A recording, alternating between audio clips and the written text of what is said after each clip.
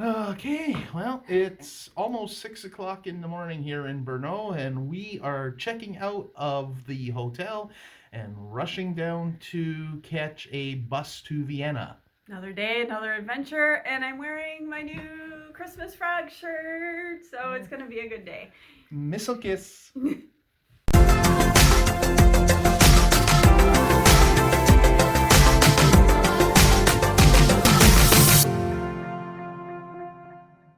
We have made it to Vienna, and we are at the Heldenplatz, which is a public square in front of the old Imperial Hofburg Palace.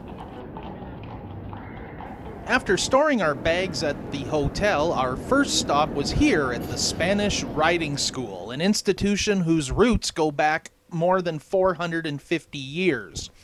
Now, they don't allow us to film or take pictures of the actual performances, or in our case, the morning practice that we attended, but it was a very interesting experience and one that is highly recommended if you are in Vienna for sure. Hello, here outside Schloss Schonbrunn, pardon my German. Schönbrunn Palace, UNESCO World Heritage Site here in Vienna. It is cold out here, even for someone from Canada.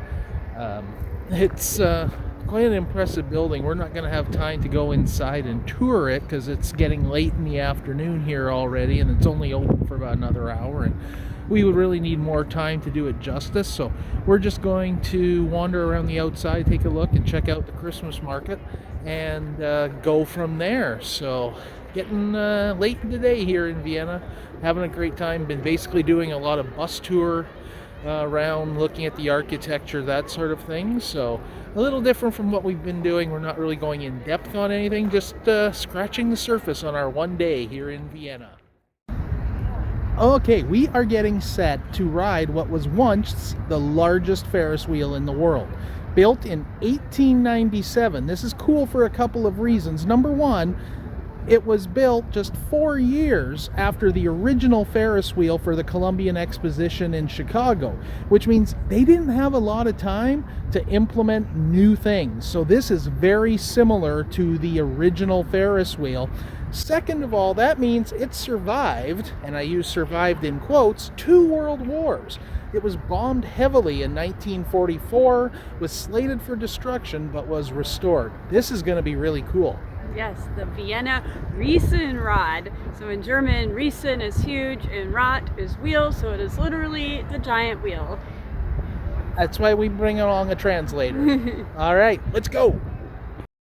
As this model shows, when it was originally built, it had 30 gondolas.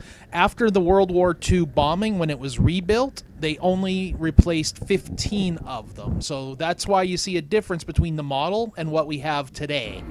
It's hard to see from this vantage point, but that couple's having a private candlelight dinner in that gondola. Cost is about 365 euros for 2 people, and it lasts about 90 minutes. Needless to say, but I'll say it anyway, we are not doing a private car for this visit. We're going to be getting on here in a moment with a bunch of other people, and I think it takes about 15 minutes or so to make the one complete revolution. I'm not 100% sure. We will find out, but either way, this is going to be quite an experience. I'm looking forward to it.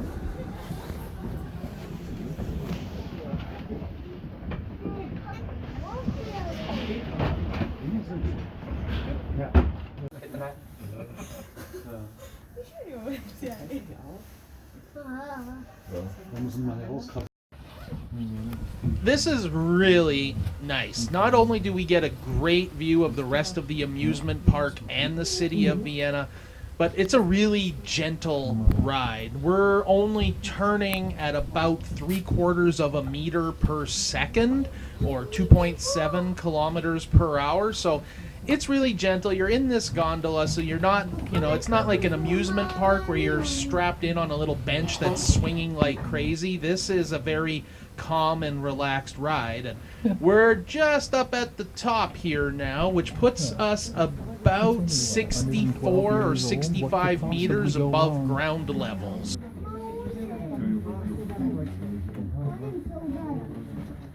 If you're thinking the Risenrad looks familiar to you, perhaps you have seen it. It has been featured in a number of films.